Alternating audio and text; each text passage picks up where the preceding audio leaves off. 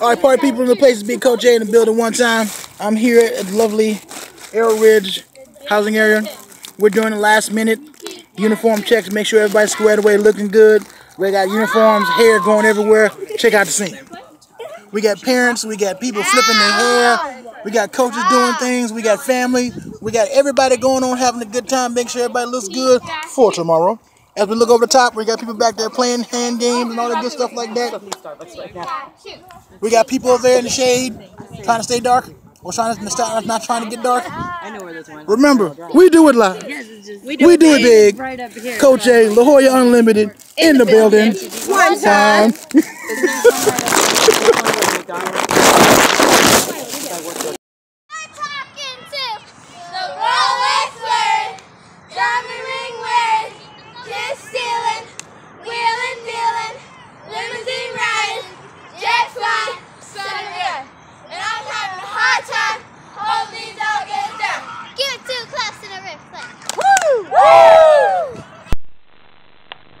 Good afternoon.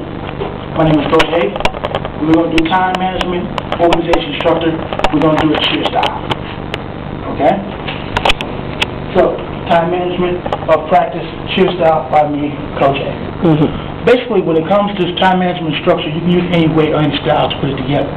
But since I'm a master cheer coach, and I just recently got this certification, when I teach my instructors, that's the way I tell them how to manage their time, manage their practices. All right? First of all, I'll break it down into 6 parts. As you will see, the 6 parts are broken down on the wall here, and we manage our practices in that way. Most of the time, our practices are no more than 2 to 3 hours, depending upon the situation. If it's a beginning group, no more than 2 hours. If it's a more intermediate group, we might go 3. But if it's a more advanced group, we'll go more time, because most of the time the advanced groups are getting ready to perform or getting ready to compete. So that's a whole different level. First of all, warm-up lap. The reason why a warm-up lap becomes before stretching is because of modern medicine. They say now you have to warm up the muscles before you stretch them, which is a little bit different from how I was taught when I was actually on the cheer squad. Now being a coach, I try to listen to all medical people, and they tell me that this is the best way to go. So since I'm not a doctor, I'm just a master cheer coach, I'm going to go along with what the doctors say. And the doctors say warm-up lap first. So, again, depending on your skill level of your group, beginning lap or beginner group, maybe 1 or 2 laps. Intermediate, maybe 2 or 3. Advanced group, 4 or 5, depending on your coach.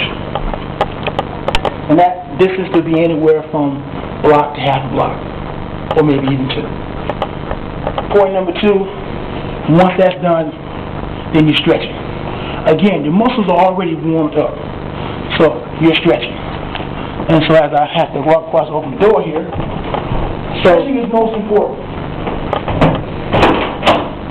Stretching is most important because it helps your flexibility and helps move on to the next level. Moving on to point number 3.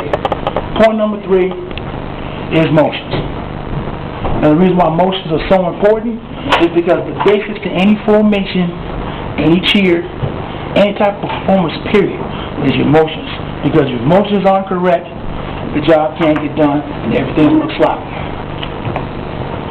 A lot of coaches, a lot of judges will say that motions are the bread and butter of any type of formation or any type of performance, which is true. Because as I stated before, motions are sloppy, everything else is sloppy, and 9 times out of 10, they won't want to see it. And your marks are very low, and you won't be able to win anything. Point number 4, kicks. Kicks have been evolved over the years, because basically kicks were just something that you just put in to take up time, or just move the formation along, move the performance along. But kicks now are so intricate because we bring in all styles of dance, different jazz kicks, ballet kicks. We bring in all sorts of things to the table. So now kicks have to be warmed up along with everything else. So again, start off with the warm-up lap, break it back to stretching, to motions, to your kicks. Now, the reason why we put kicks before jumps is for a particular reason. Once you do your kicks, that means your legs are already used to moving up and down, so the next evolution is your jumps. And when it comes to cheer, the basic jumps everyone looks at, or we use most of the time, is the pike jump, the toe touch, and the hurricane. Those are the main three. There's several different other jumps to be used, but those are the main three we focus on. Is, again, the toe touch, the herky, and the pike. And the reason why the pike is so important, the reason why we'll focus on that, is that moves into your stunt level, which we'll talk about later. But the pike, again, is when the flyer comes down from being tossed in the air. That's the natural motion she lands in, so she can be caught by her base or by her partner. That's the reason why the pike is always stretched. Now, the toe touch, that's what everybody sees. That's the one that catches everybody's attention because you're jumping in the air, your hands are touching your toes. It looks very cute if you know what you're doing. Or if you have a big enough guy behind you, you can toss it up and make it look real good. And the last jump is basically the hurler. The hurler is the one, is basically all it is a form of the actual person jumping over hurdles. They're actually doing it live. Okay? Now, from jumps, we move to stunts, which is my expertise. When I first started cheering, the only reason why I got into cheering is because I wanted to talk to girls in the air, and I tried to meet a girl that was on the cheer. And like I said, stunts are the main, not the main thing, but stunts are what grabs everybody's attention. Gets everybody's eyes focused on something. You see people flying in several different directions. You see people just like, wow, doing all amazing things in the air. And it all starts with stunts. But before you get to number 6, you have to work your way from 1 to 5. Because if you can't get past number 4, how do you think you'll be able to do number 6? Or if you can't get past number 5, how do you think you get to number 6? Everything is progression. You must make it through the first one before you get to the party. And the reason why I chose this to show about time management and organization is because everything, no matter what it is, has to be scheduled, has to be put together, and has to be shown from 1 to 6, or depending on how many numbers you have in your organization. So remember, coaches, teachers, all professionals, instructors, if you don't know how to manage your practices, you don't know how to manage your time, you don't know how to manage your classroom, everything turns to chaos. Thank you for your time. Coach A.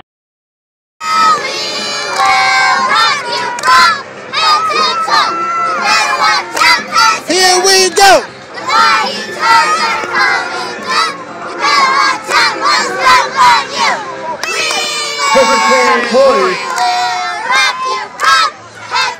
You better watch out, cause here we go.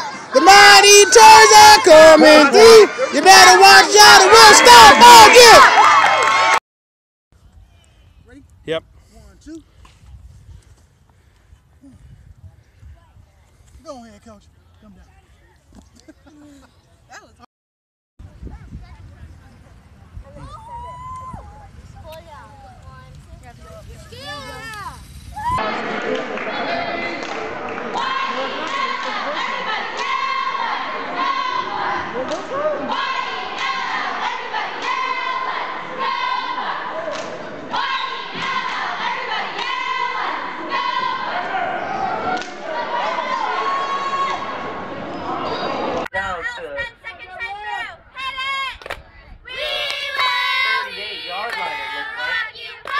Head to toe, you better watch out, cause here we go. The mighty toys are coming through. You better watch out or we'll stomp on you.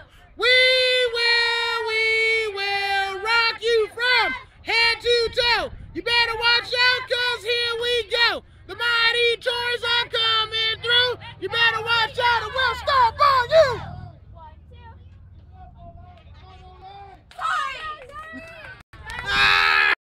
All right, party people in the place to be. Coach A in the building one time. Who do we have in front of us? Alexandra, AKA the what? Daredevil. That's right. So she's been with Coach A his entire 4 years here. She's won all the titles with Coach A. She's won a national championship with Coach A. Oh. What haven't you done with Coach A? Nothing really. Okay. So how was cheer this year? Cheer was fun this year. Is this going to be your last year? Yeah. Next Going- year I'm going to high school. Okay, right. Of course you're going to make your varsity team, right? Yep. Okay. So what was the funnest thing about cheer this year? Fun is? Stunting. Ah, yes. So competition this Sunday. Are you ready for competition? Yes. How do you think we're going to do? We're going to win, no doubt. Okay. First place. First place, like we always do, right? Yep. All right. So, since this is Coach A's last year, do your best imitation of Coach A. I love you like a play cousin. People in the place being, who we got in front of me? Alexandra. Yes, and are you a 2016 Hall of Famer? Yes. Now, were you surprised when you got chosen for the Hall of Fame? Very much so. And why is that, ma'am? Because, like, usually I'm not really that, like, people usually don't, like, nominate me for stuff. Especially for cheer, because most people don't think it's a sport, even though it is. So, like, it doesn't get as much recognition as it should. So. Okay, so now you're getting ready to go to high school, am I correct? Yes. What high school do you plan to attend? I want to go to La Jolla Country Day, so then I can see all my little babies grow up. Well, I'm after practice. My little mighty minds. Okay. So 4 years with Coach A? Yes. National championship with Coach A? Yes. 4 district titles with Coach A? Yes. An undefeated all-star season with Coach A? Yes. What's next for you, ma'am? I guess high school cheer. Okay. So do you think your squad will compete? I don't know. Because, like, I don't think they do competitions. Okay. So do they have a JV and a varsity? they only have a varsity because it's a small thing. But, small school? Yeah. Okay.